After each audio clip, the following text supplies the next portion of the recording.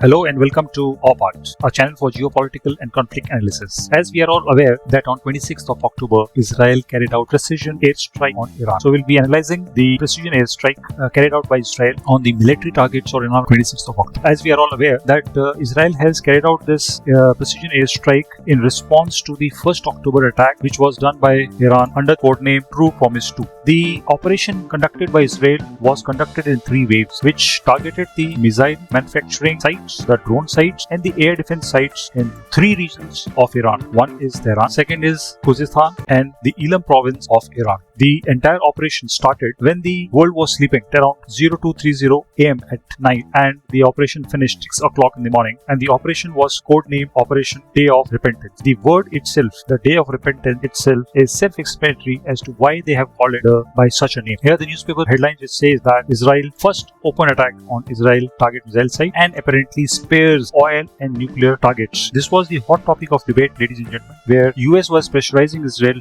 not to escalate the war to the next level and not to cross the red line and keep the war below the threshold which is manageable and does not go out of hand. So now let's discuss what was the aerial tactics adopted by Israel in carrying out these operations. As we can see here that this entire operation was carried out by more than 100 aircraft at a distance of around 1600 kilometers from Israel. Obviously, when 100 aircrafts are taking part in the operation in multiple phases, it has to be a multi-pronged attack. We can also see that when Israel uses the airspace, it is surrounded by Syria, which is a hostile nation for Syria, Jordan and Iraq. All 3 spaces Israel considered to be hostile airspaces, and hence it is also known that Israel carried out some separation of enemy air defense in Syria and Iraq before they had reached Iran. Probably to cover such large distances, there could have been air refueling somewhere in midpoint so that the Israeli Air Force or the aircraft could return back safely, and also in case Iran responds with its air force, they could do dogfight and evade them, destroy them and come back to Israel safe. Ladies and gentlemen, thanks for subscribing to OPART. Please do subscribe and like the video.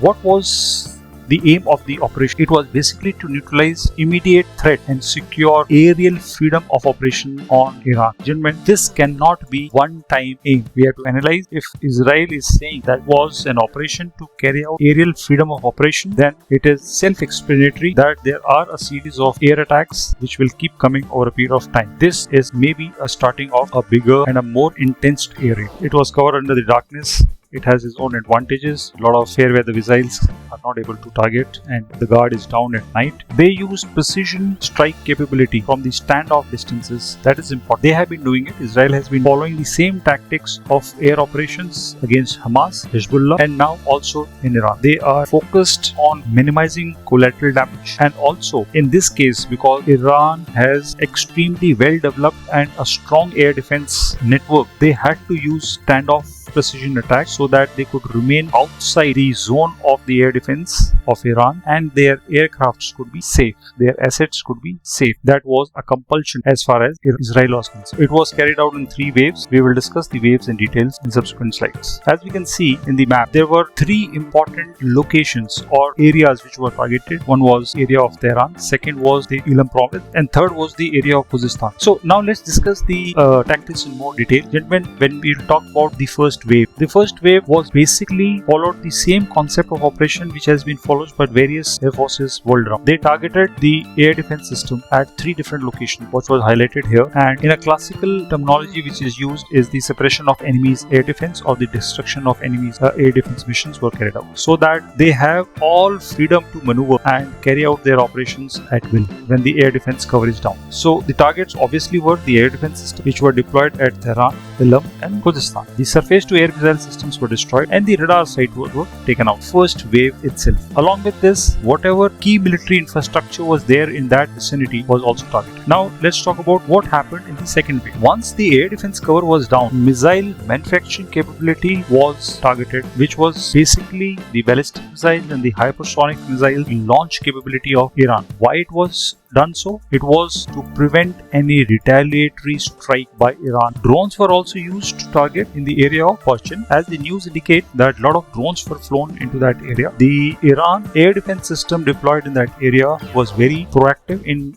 neutralizing most of the drones, and as the news indicate that only one drone could penetrate the air defense system, which caused no major damage. As far as the third wave is concerned, having destroyed the air defense in the first wave and targeting the ballistic missile in the second wave, the third was the area of capital city of Tehran. It was the center of attack, the third wave. The key targets were the missile manufacturing site, the factories, military installations, including some of the important military headquarters nearby. The missile bases which was targeted are likely to have Fateh 1 and the Fateh 2 missiles. Now let's see what are the aircrafts and the weapons the Israelis have used to undertake this operation. They used F-35 stealth fighter, F-15 and F-16 aircraft. We are all aware that Israel has been using precision ammunition as listed here. These are the kind of ammunition they have been using in the campaign which is against Hamas and HEZBOLLAH. They must have used all these precision targeting ammunition during this raid as well. Important to know is the Rock new generation standoff missile which was used specifically to target Iran during this operation. This is very interesting to know. Here in this we can see that this is the missile which is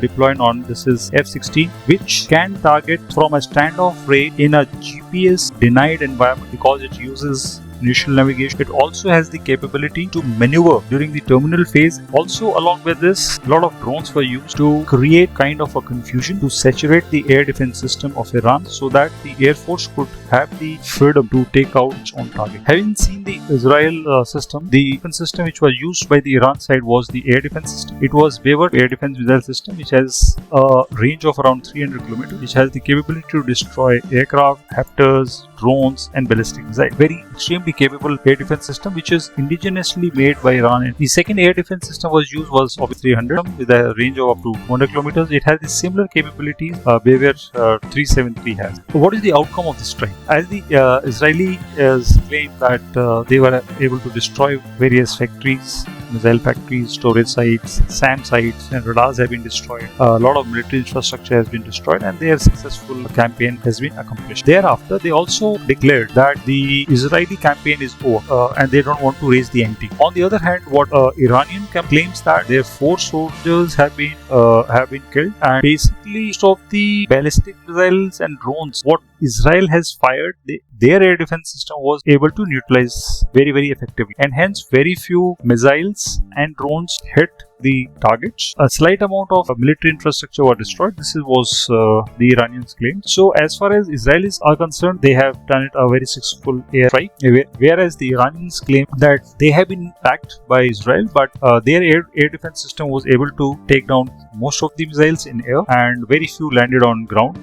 Now let's see how did Iran responded. After the attack was done by Israel, Israel responded by saying that they are preparing for a proportional retaliation. The word itself indicates very clearly that we will not raise the ante. We will keep the level of retaliation at the same level what the Israel has targeted. So as far as they want to achieve parity, maybe during the operations at the tactical and the operational level. Similarly, the news also came that the top leadership has asked the military to be ready for a full-scale war against Israel. A very weak response indicator had come from Israel when they have started saying that there was no major damage which was created, though there was few. Initially, they were showing a lot of explosions happening all over Iran, and subsequently they started saying no major damage, only 2 casualties, and thereafter 2 more people come to their injuries, and total casualty became 4. This is seen as a sign of weakness. Both words very carefully chosen. Proportional retaliation and no major damage are the 2 indicators that Iran is less likely to raise the ante against Israel. Next